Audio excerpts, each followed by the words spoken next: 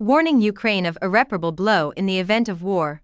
Putin issues warning. A continuation of the conflict, according to Russian President Vladimir Putin's Tuesday warning to Ukraine, may deal an irreparable and very serious blow to the country's statehood. The president made the comments while claiming victory in the battle he started in February 2022 during a televised meeting with Russian city leaders. His remarks followed hours of remarks on the crisis by Ukrainian President Volodymyr Zelensky at the World Economic Forum in Davos, Switzerland. In his speech, Zelensky reiterated his opposition to a war truce, stating that his country could only terminate the battle if it achieved a decisive victory. Putin reportedly told the Russian official news outlet Sputnik that the highly publicized counteroffensive launched by Ukraine in June had failed, adding that the initiative is in the hands of the Russian armed forces. If this continues, Ukraine's statehood may face an irreparable and very serious blow, said Putin. On Tuesday night, Newsweek emailed the Ukrainian Ministry of Foreign Affairs to request a comment. Russia has taken a lot of land in Ukraine, notably the Crimean Peninsula, and Putin has spoken out against any idea of a formula for peace talks that would involve giving it back. The so-called peace formula that's being talked about in the West and in Ukraine is a continuation of the decree of the Ukrainian president banning negotiations with Russia, Putin claimed, according to Sputnik. Negotiations are an effort to get us to give up the ground we've made in the last year and a half in terms of territory. However, this is not feasible. The impossibility of this is obvious to everyone. Moreover, Putin brought up the early wartime peace discussions in Turkey and Belarus, asserting that it was Ukraine that had abandoned the table following a preliminary agreement. A day later, they threw all the agreements into the trash, and now they are saying publicly, including the head of the Ukrainian negotiating group, that yes, we were ready, but we missed the chance, because then Prime Minister of Britain Mr. Boris Johnson came and persuaded us not to implement these agreements, said Putin, proceeded by saying, "Are they not foolish? It might have all been over a year and a half ago if they had just done it. They're saying it like it is." Russian officials have attributed recent attacks on targets inside Russian territory, such as Belgorod, on Ukraine. Putin addressed this issue elsewhere in his broadcast statements. Following Russian attacks, Ukraine has accused his forces of deliberately targeting civilian facilities, and the Russian president has condemned Kiev for this. However, they are behaving in a savage manner, attacking civilian settlements with indiscriminate weapons, rather than fulfilling military responsibilities. According to Putin, the purpose of multiple launch rocket systems is to cover large areas. On Tuesday, Russian President Vladimir Putin met with regional mayors in the Moscow area for a meeting.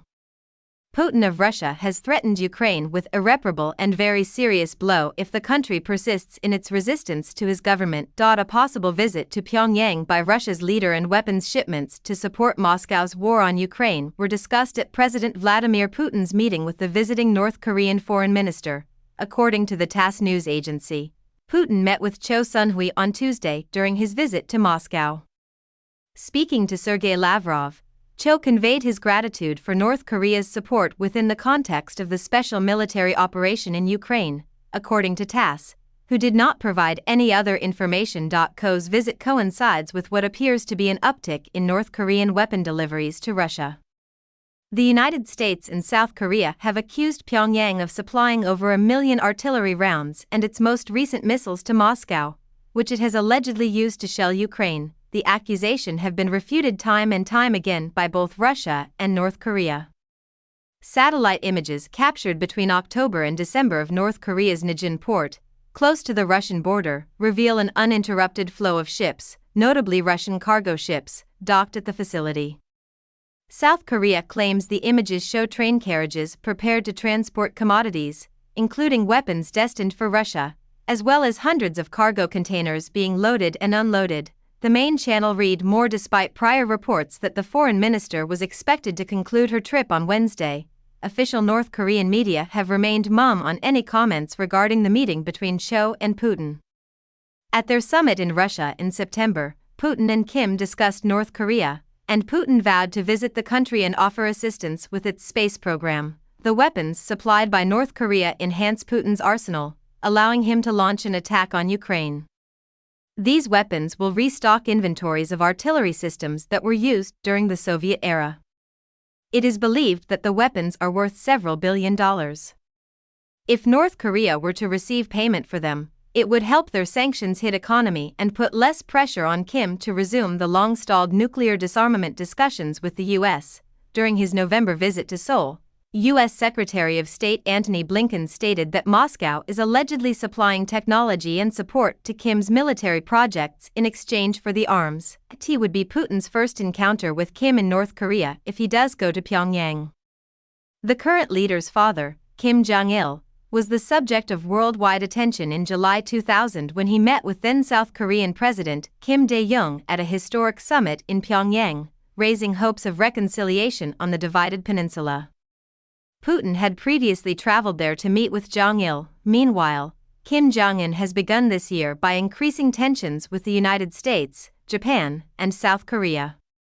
As Kim branded Seoul as his main enemy and promised to attack the U.S. if provoked, he pushed for the removal of the concept of peaceful reunification from his state's constitution. On Sunday, Kim also conducted tests of an intermediate-range ballistic missile that could target all of Japan's and the United States' Guam bases. According to Pyongyang, it used a maneuverable controlled warhead that traveled at speeds beyond those of sound. If this is accurate, it may be able to avoid nearby air defense systems that are operated by the United States. The missile is being assessed by the United States, Japan, and South Korea. According to Yonhap News, South Korean Defense Minister Shin Won-sik has stated in a radio interview that North Korea's hypersonic weapons program has achieved some success. The Bloomberg